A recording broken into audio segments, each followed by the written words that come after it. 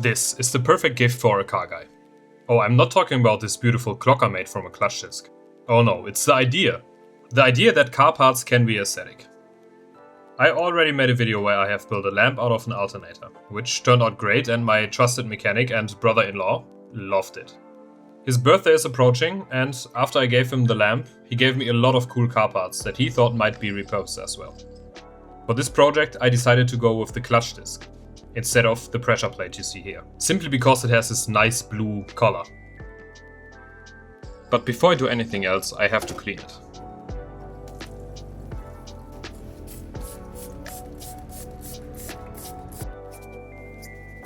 Which is actually quite difficult to do with one hand because I'm filming with the other one, so let me skip that part.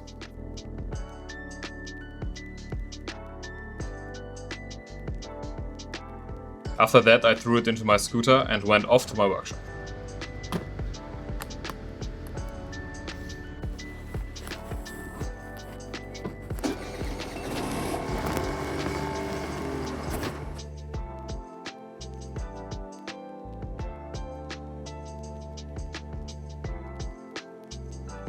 While I was there, I thought I could also countersink these holes to make them look a little bit more pretty.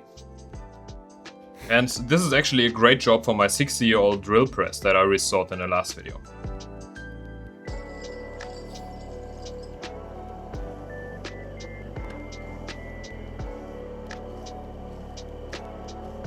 After I was done working on next week's project, I left, went back to my scooter and realized I locked my keys in my workshop. In over 1 year that I'm in this workshop already, that never happened before. The padlock is quite old and I only have one key for it, which meant I have to break into my own workshop. I got a friend's angle grinder and a new padlock and went to it.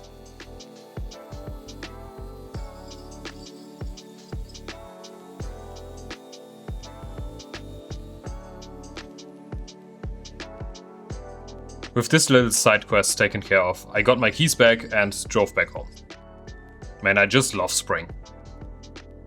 Now that I'm back, I immediately started designing the wall mount that I planned to 3D print. And just to make my life extra hard, I wanted to mount everything without glue or anything else, just held together by friction.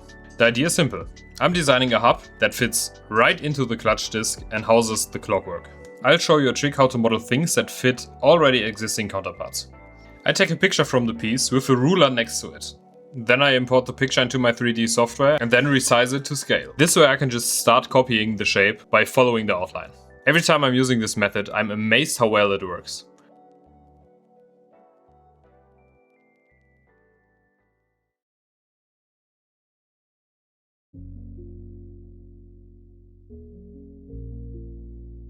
The test piece I printed had basically no play at all. It was a perfect fit first try.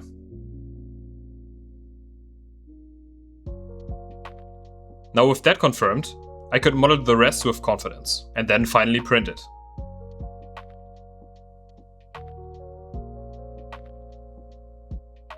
You might ask yourself, why am I printing the hub standing? And the answer is quite simple. This way the layer lines go horizontally and stabilize the weight of the clutch disc. Usually the weakest parts of 3D prints is between the layer lines.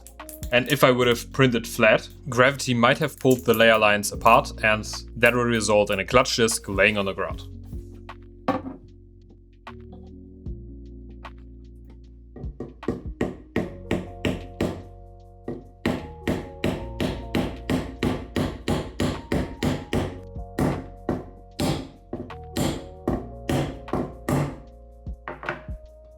That just fits perfectly. And now it's time to see if the clockwork fits as well. Satisfying.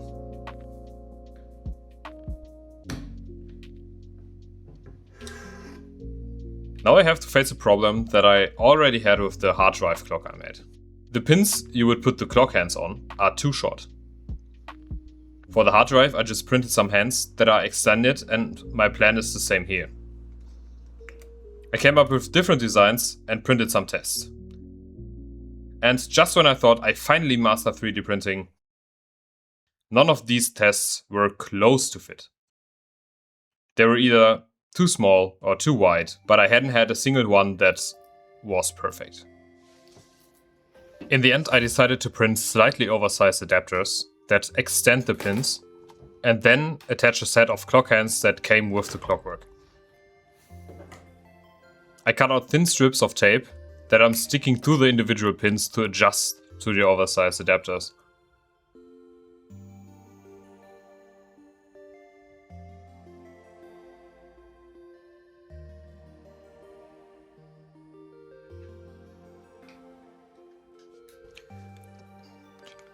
These real clock hands look way better than any 3D printed ones.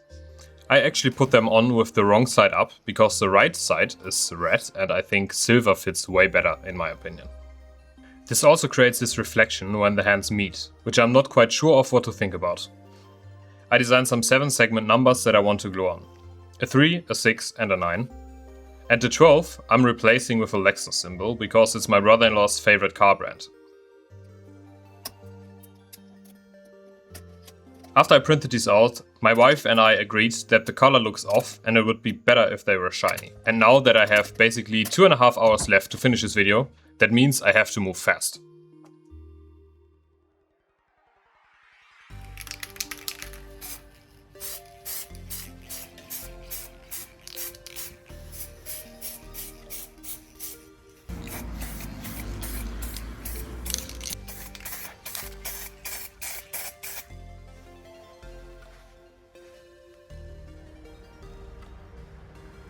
The difference in color isn't big and it's hard to see on camera, but it definitely looks better now. I'm using some CA glue to attach everything to the clutch disc. This worked very well and seems to be more than enough to keep the numbers safely attached.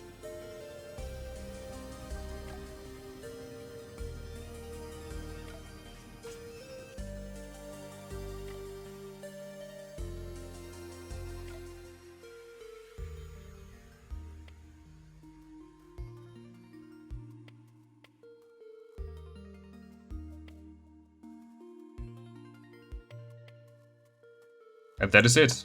It's finally done and I think it looks amazing. It's still some time to my brother-in-law's birthday, so I can't include his reaction. But once I know if he likes it or not, I'll let you know in the comments. Car parts can look very aesthetic. And there is a lot of cool stuff you can build from them. I once made a chair out of an old seat. I made a lamp out of an alternator. And now I made a clock out of a clutch disc. Let me know what you think of that and if you want to build something similar yourself, but you don't know a mechanic, just approach your local workshop. They usually have bins full with these kind of stuff. It's trash for them anyways.